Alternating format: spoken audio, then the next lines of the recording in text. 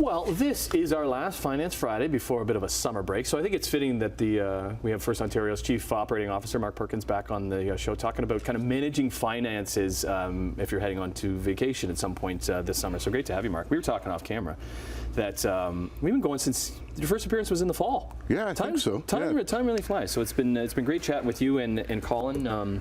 These Fridays. So let's look ahead. Let's get ready for those summer vacations and kind of when it comes to finances, because that's always number one. Yeah, so the summer's here, and for many people that means taking a summer vacation. So with any major purchase, with any major financial commitment, you want to have a plan, you want to have a budget, and you want to know your costs. So whether you're staying in Canada or you're going overseas, the cost can be different. You know, what's the value of a Canadian dollar in a different country? Inflation, high interest rates are persistent everywhere, so you really need to understand that. Also, is it a cash economy? Some places that prefer cash, and I have a colleague who was just in London, England. They're entirely tapped now.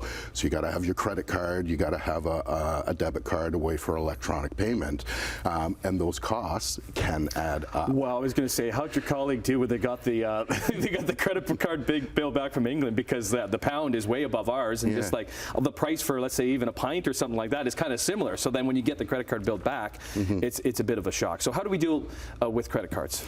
A few things is, you know, when I usually talk about credit cards, they're a negative, but in some cases are a positive too, right? So safety, security, you don't want to travel with a lot of cash if you can avoid it, but you need to understand the cost of that, obviously. And then welcome points, reward points. You know, if you have a particular hotel brand affinity, if you have a particular airline affinity, you maybe want to make signing up for a new credit card part of your vacation planning process, because it can be good for 2 to 3 nights at a hotel, even a flight, of course, depending on the cost and the distance. So, you know, just try and find a way to stretch every dollar a little bit farther. Does it cost us money every time we tap in a different country when it comes to credit cards? So it depends on the card, but the general premise is yes. So it can be a fee, it can be $1, it can be up to $3 every time you use your credit card.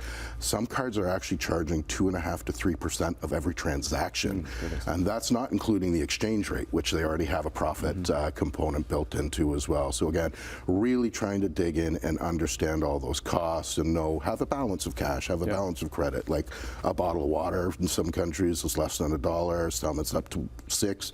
If you're using a tap, you know, that's $10 for a bottle of water. Let's get into insurance, and even we can stay with credit cards, because some credit cards do have insurance, and you're always asking in various countries if you're renting a car, your travel insurance when it comes to that, and the coverage with cards. Yeah, so that's another benefit some cards have. So understand the programs you have and the benefits you have. So trip cancellation insurance is one thing that credit cards usually have a component of.